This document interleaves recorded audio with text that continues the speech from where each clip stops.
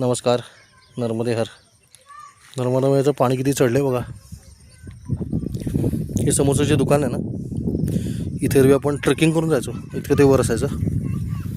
इथे कुठेतरी पाणी असायचं. आता बघा पूर्ण जलाशय भरला आहे मैयाचा. उडद्या गावामधलं हे दृश्य आहे. साधारण ती पांढरी वाटली तर ती तिथपर्यंत पाणी असायचं. हे सगळं मोकळं असायचं. आता भरलं आहे पूर्णपणे.